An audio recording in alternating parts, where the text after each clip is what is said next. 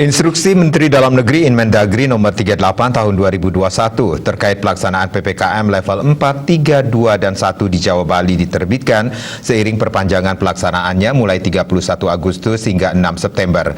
Dalam Inmendagri tersebut diatur sejumlah penyesuaian, salah satunya target tes untuk tracing COVID-19.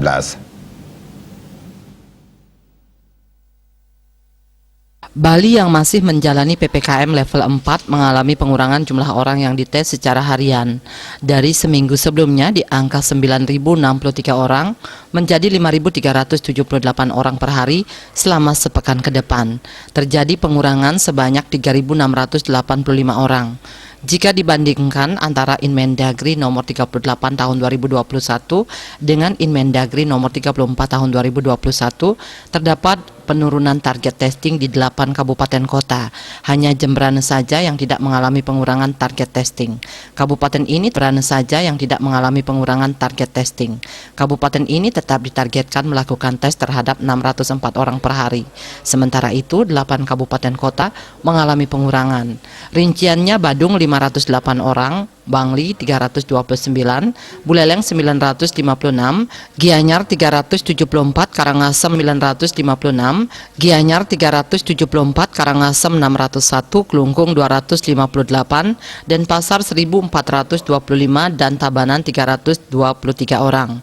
Disampaikan dalam Inmendagri, penguatan 3T, testing, tracing, treatment COVID-19 perlu terus diterapkan dalam PPKM. Testing perlu ditingkatkan sesuai dengan tingkat positivity rate mingguan, dengan ketentuan positivity rate mingguan sama dengan jumlah tes per 1.000 penduduk per minggu, yaitu kurang dari 5% sebanyak 1 orang, 5% sampai 15% sebanyak 5 orang, 15% sampai 25% mencapai 10 orang, dan di atas 25% mencapai 15 orang.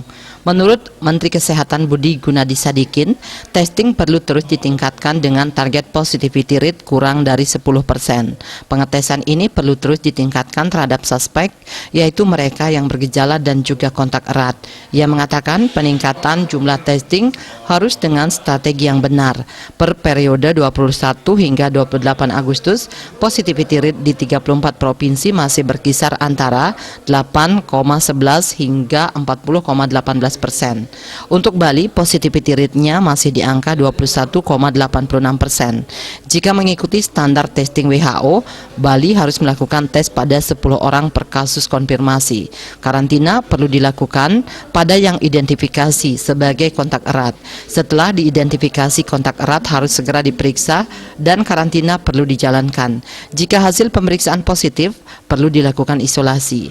Jika hasil pemeriksaan negatif, maka perlu dilanjutkan karantina. Pada hari kelima karantina, perlu dilakukan pemeriksaan kembali untuk melihat apakah virus terdeteksi selama masa inkubasi. Jika negatif, maka pasien dianggap selesai karantina dan treatment perlu dilakukan dengan komprehensif sesuai dengan berat gejala. Hanya pasien bergejala sedang, berat, dan kritis yang perlu dirawat di rumah sakit.